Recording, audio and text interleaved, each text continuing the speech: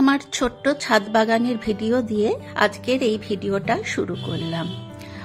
যদিও এই ফুলগুলো শীতকালে হয়েছিল, এখন কিন্তু এই ফুলগুলো সব মরে গেছে। দেখো আজ আমাদের এই ছোট্ট বাগানে কত ফুল ফুটেছে, দেখো কি সুন্দর ফুলগুলো।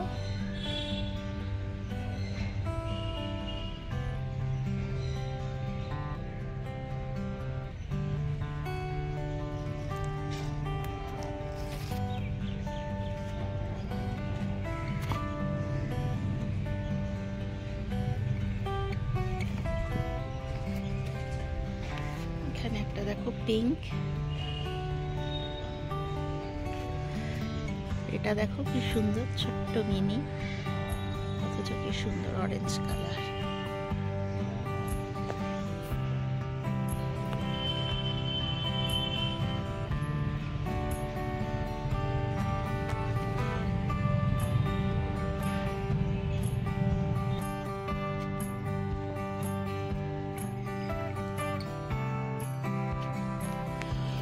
ফুলগুলো কেমন লাগলো একটা লাইক শেয়ার কমেন্ট করে জানাবেন অবশ্যই। এবার চলুন রান্নাঘরে চলে এলাম। নমস্কার বন্ধুরা, আমি অলি, লাইফ উইথ অলি চ্যানেলে সবাইকে স্বাগত। আজকে আবারও একটা পিঠের রেসিপি নিয়ে এলাম আপনাদের সঙ্গে শেয়ার করার জন্য। শীত তো প্রায় চলেই গেছে, গরম পড়েই গেছে, তো বিশেষ কারণে আমার ভিডিওটা দেওয়া হয়নি, এটা আমি কিছুদিন আগে করেছিলাম। তো আজকে আবারও আপনাদের সঙ্গে খুব সহজ উপায়ে, চালের গুঁড়ো না থাকলেও যে খুব সহজেই পাটিসাপটা বানিয়ে নেওয়া যায় তারই একটা রেসিপি আমি আপনাদের সঙ্গে শেয়ার করলাম। আপনারা আমার সাথে থাকুন আর দেখুন কিভাবে আমি এই পিঠের রেসিপিটা বানাচ্ছি।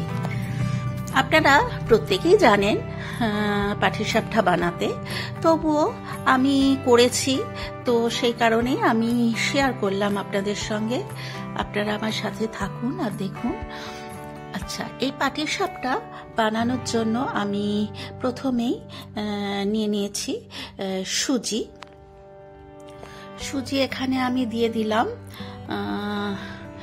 এই খুব সামান্য পরিমাণে 3 হাতা মতন সুজি দিয়েছি, আর ময়দাও দিয়ে দেব 3 থেকে 4 হাতা মতন। এটা কিন্তু চালের গুঁড়ো ছাড়াই আমি পিঠেটা বানিয়েছি। আপনাদের ঘরে যদি চালের গুঁড়ো থাকে কিংবা গোবিন্দভোগ চাল ভিজিয়েও করতে পারেন। এর আগেও আমি পাটিসাপটা পিঠের অনেক রেসিপি আপনাদের সঙ্গে শেয়ার করেছি, তো আজকে কিন্তু আমি চালের গুঁড়ো দিইনি। তো খুব সামান্য পরিমাণে নুন দিয়েছি। নুনটা দিয়ে আমি ময়দা আর সুজিটাকে খুব ভালোভাবে প্রথমে মিশিয়ে নিচ্ছি। এরপরে আমি প্রয়োজন মতো দুধ অ্যাড করে দেব। আপনারা চাইলে জল দিয়েও করতে পারেন, তবে দুধ দিয়ে করলে কিন্তু পিঠেটা খেতে খুব সুন্দর হয়, সেই কারণে আমি দুধ দিয়েই বানাই। ঘরে যেহেতু দুধ থাকে, আর আপনাদের যদি ঘরে দুধ না থাকে আপনারা জল দিয়েও এই ব্যাটারটা গুলতে পারেন। প্রথমে অল্প অল্প দুধ দিয়ে আমি ব্যাটারটা গুলবো। আর যতটা পরিমাণ দুধ লাগবে ঠিক ততটা পরিমাণ দুধ দিয়েই আমি ব্যাটারটা খুব ভালো করে গুলে নেব, যাতে ওর মধ্যে কোনো লাম্পস না থাকে।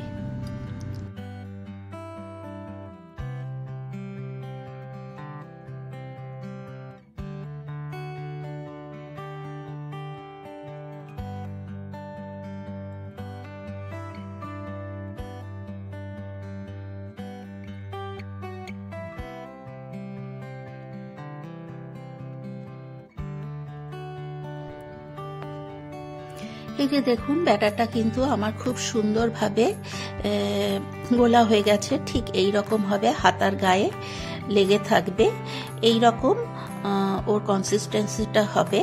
তো খুব বেশি পাতলাও হবে না, আবার খুব বেশি ঘনও হবে না। এরপরে আমি চিনিটা প্রয়োজন মতন খুব কম পরিমাণে চিনি দিয়েছি। মিষ্টি বেশি আমার বাড়ির লোক পছন্দ করে না, সেই কারণেই মিষ্টিটা আমি কমই ব্যবহার করেছি। আপনারা আপনাদের প্রয়োজন মতন মিষ্টি দেবেন, যে যেমন পরিমাণে মিষ্টি খান সে তেমন পরিমাণে মিষ্টিটা দেবেন। আবারও চিনিটা দিয়ে আমি গুলে নিচ্ছি, তারপরে আমি ঢাকা চাপা দিয়ে কিছুক্ষণ রেখে দেবো। আর এই যে দেখুন, এখানে আমি নারকেলের পুরটা বানিয়ে নিয়েছি। এটা আর আপনাদের সঙ্গে শেয়ার করলাম না, তাহলে ভিডিওটা বড় হয়ে যাবে। আর এদিকে আমি একটা ফ্রাই প্যানও বসিয়ে দিয়েছি।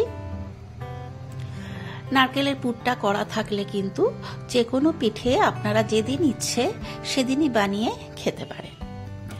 তো আমি একটু অয়েল ব্রাশ করে দিলাম, ব্রাশটা দিয়ে খুব সামান্য পরিমাণে অয়েল ব্রাশ করেছি দেখুন। এরপরে আমি ব্যাটারটা ওর মধ্যে দিয়ে দেব। এই সময় কিন্তু গ্যাসের ফ্লেমটাকে মিডিয়াম টু লোতে রাখতে হবে, তা না হলে পিঠেটা পুড়ে যাবে। হাতার পিছনটা দিয়ে আমি আস্তে আস্তে প্রেস করে আমি ঘুরিয়ে ঘুরিয়ে গোলটা বানিয়ে নিচ্ছি।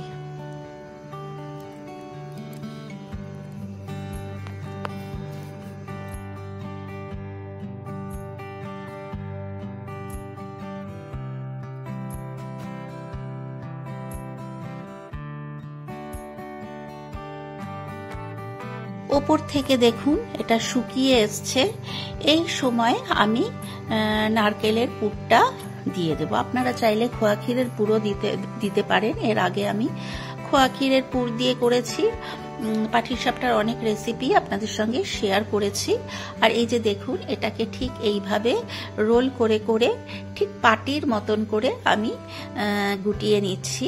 ঠিক যেইভাবে পাটিটাকে আমরা রোল করে থাকি ঠিক সেইভাবেই আমি এটাকে রোল করে নিচ্ছি। একটু প্রেস করিনি, চ্যাপটা করে দিইনি। এইভাবে করলে কিন্তু পাটিসাপটাটা দেখতে সুন্দর হয় আর খেতেও ভীষণই ভালো লাগে।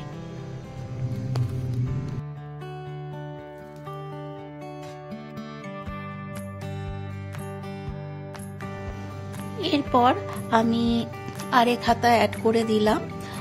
আরেকটা পিঠে করে আমি দেখিয়ে দিচ্ছি কিভাবে করছি, একটু দেখুন।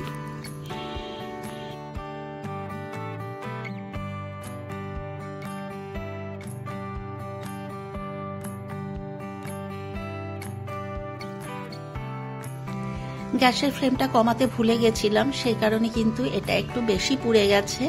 আবার অনেকে পোড়া পোড়া পিঠেও খেতে কিন্তু পছন্দ করেন একটু বেশি ফ্রাই করা, আবার অনেকে সাদা সাদা পছন্দ করেন। যে যেমন পছন্দ করেন সে তেমন ভাবেই করবেন। তো আমি আরেকটা করে দেখিয়ে দিচ্ছি। এইভাবেই কিন্তু আমি সমস্ত পিঠেগুলো ফ্রাই করে নিয়েছি। তো আমার আজকের এই পিঠের রেসিপিটা যদি আপনাদের ভালো লাগে অতি অবশ্যই আমার মতন করে বাড়িতে একবার ট্রাই করে দেখতে পারেন। আশা করি আপনাদের ভালোই লাগবে। এটা করতে কিন্তু খুব বেশি উপকরণের প্রয়োজন হয় না, আর ঘরে থাকা সামান্য উপকরণ দিয়েই কিন্তু এই পিঠের রেসিপিটা খুব সহজেই আপনারা বানিয়ে নিতে পারেন।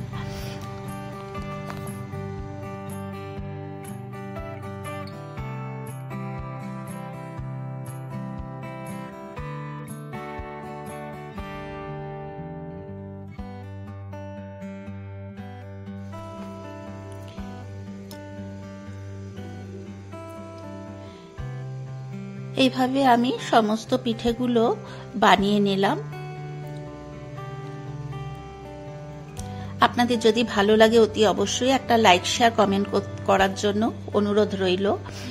আর পাশের যে বেল আইকনটা আছে সেটাতে প্রেস করে দেবেন, তাহলেই আমি নিত্য নতুন যা যা ভিডিও আপলোড করব সেগুলোর নোটিফিকেশন খুব তাড়াতাড়ি আপনাদের কাছে পৌঁছে যাবে। আর এই হচ্ছে আমার পাটিসাপটার ফাইনাল লুক। দেখুন আমি মাঝখান থেকে কেটে নিয়েছি, কি সুন্দর হয়েছে দেখতে, যেমন সুন্দর হয়েছে খেতেও কিন্তু অসম্ভব ভালো হয়েছে। তো আজকের মতন এই যে দেখুন কি সুন্দর নরম হয়েছে। তো আজকের মতন এই পর্যন্ত। এরপর আমি হাজির হব অন্য কোনো দিন অন্য কোনো নতুন রেসিপি নিয়ে। আপনারা সবাই সুস্থ ও ভালো থাকবেন। আর আমার সাথে এতক্ষণ থাকার জন্য আপনাদের অনেক অনেক ধন্যবাদ।